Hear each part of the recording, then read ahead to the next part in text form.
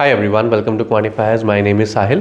So इस video के through I am going to tell you that अगर आप क्वांट को फोकस करते हैं ना कैट में, तो किन एरियाज पे आपको सबसे ज़्यादा फोकस करना है, right? I will give you some data in order to bring some clarity. I hope आप सबको ये दिख रहा हो. अब हम सबको ये बोलते हैं that when we talk about CAT as an exam, आपके पास ना क्वांट के अंदर देयर आर 3 मेजर एरियाज. 3 सबसे पहले मैं बोल रहा हूँ एरिथमेटिक. ये आपका सबसे इंपॉर्टेंट पार्ट है. उस followed by algebra, followed by geometry. ठीक है, ये 3 आपका जो है 97% 96% पेपर फॉर्म कर देते हैं, राइट?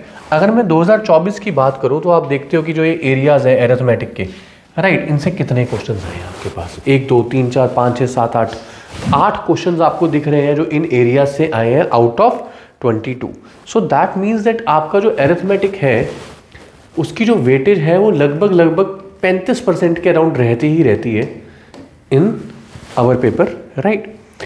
अब अगर मैं इसके अलावा बात करता हूँ कि जो इसके अलावा क्वेश्चंस आते हैं ना अलजेब्रा के भी या फिर नंबर सिस्टम के भी, उनमें भी रेशो के कंसेप्ट्स, परसेंटेज के कंसेप्ट्स कहीं ना कहीं नंबर्स वगैरह में बहुत ज़्यादा लगते हैं. सो एरिथमेटिक एक ऐसा सेक्शन है जहां आपको बहुत ज़्यादा एम्फेसिस पे करना है, right? The type of questions that you see here, TSD, खासकर एक टीएसडी टाइम एंड वर्क, ये 2 सब्जेक्ट में सबको कहता हूँ कि आपकी ये तो आपने कभी स्किप करना ही नहीं है. एक लिखा हुआ है, 1 से 2 क्वेश्चन आपको टीएसडी टाइम एंड वर्क से आएंगे ही आएंगे, राइट? तो ये टोटल अगर आप ये 2 यूनिट्स अच्छी करते हो, आपको ये बात हैरानी होगी जान के कि जब हम उसको मॉड्यूल में कवर करते हैं अपने एरिथमेटिक में, तो हम एरिथमेटिक की टोटल 22 से 24 क्लासेस लेते हैं इन रेगुलर मॉड्यूल्स, एंड उसके अलावा आपको हम जो बूस्टर सेशंस वगैरह वो अलग देते हैं. तो we cover it very much in detail, but wherever you are preparing from, make sure that you are doing arithmetic with the complete what we say dedication, right? Because this is something which is very very important, right?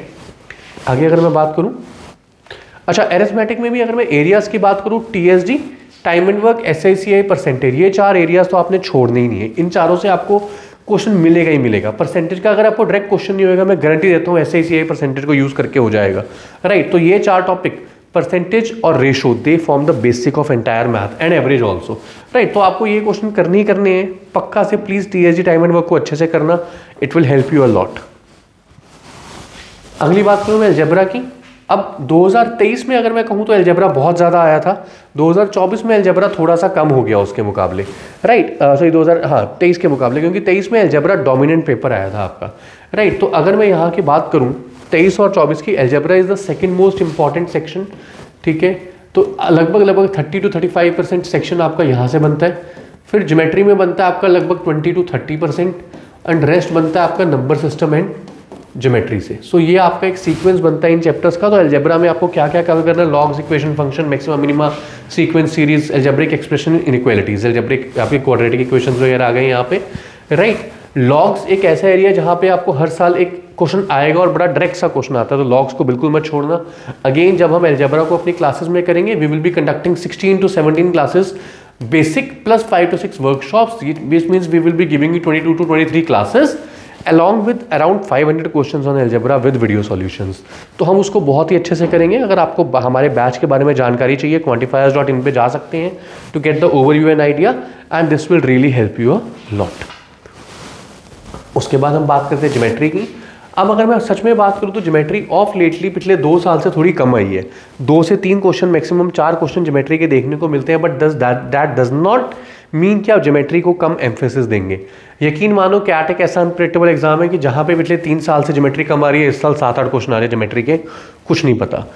Classes में बहुत detail में करेंगे हम इसको. Geometry आप कर रहे हो तो प्लीज़ याद रखना कि 2 बेसिक चीज़ें हैं ज्योमेट्री में जिसके ऊपर से आपको क्वेश्चन मिलेगा ही बनेगा, that is triangle plus circle. Triangle और सर्कल्स अच्छे से करो, आपकी आधे से ज़्यादा ज्योमेट्री वैसी कवर हो जाती है. तो ये 2 टॉपिक्स आपने बिल्कुल नहीं छोड़ने, डेफिनेटली करने ही करने हैं, and that is what is going to help you in the long run also. ठीक है, तो ये चीज़ें हैं.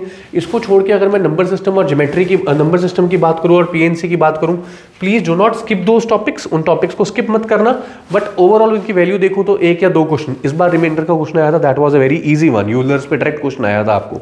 Do not skip these questions, but number system करो पक्का, क्योंकि आपका again numbers, type of number, सब कुछ बहुत बेसिक फॉर्म करेगा फॉर एंटायर क्वांट. राइट। इसके बाद मैं आपको कुछ टिप्स देने वाला हूँ हाउ टू रिवाइज एवरीथिंग, ठीक है। तो पीएनसी और सेट थ्योरी की प्रोबेबिलिटी अगर मैं देखूँ, पीएनसी के साथ ही प्रोबेबिलिटी कवर है। प्रोबेबिलिटी अकेली नहीं है ये 2-3 साल में, पीएनसी के ऊपर ही क्वेश्चन आया है, that is also an easier one. अब मैं आपको कुछ एक ऐसी चीज़ें बता रहा हूँ जो आपको करनी ही करनी है। हम इसको कहते हैं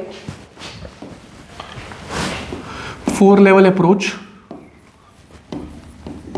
अगर आप एक ऐसे बच्चे हो जिसको बार बार क्वांट में दिक्कत आती है, आप क्वेश्चन भूल जाते हो, कंसेप्ट भूल जाते हो, ठीक है, तो हम अपने बच्चों को ऐसे कराते हैं कि अटेंड क्लास, ये आपका पहला स्टेप है। उसके बाद revise class next day,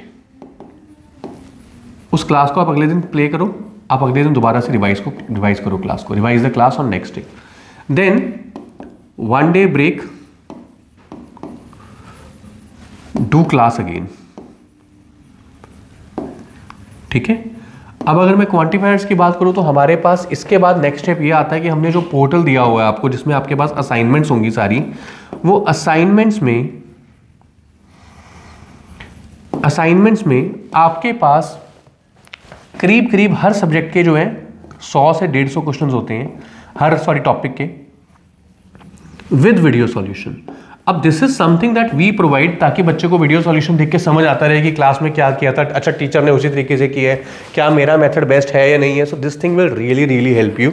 but otherwise ये स्टेप्स अगर आप करोगे, revise class, attend class, revise the class next day, question आया पॉज कर दिया और खुद किया। अब ये टेक्निक आपको कोई भी नहीं बताएगा, but I am telling you this and I will promise you, आप इसको बहुत सारी यूट्यूब वीडियोस में, इंस्टाग्राम रील्स में देखेंगे आज के बाद। इसको हम बोलते हैं mute revision. What to be my mute revision?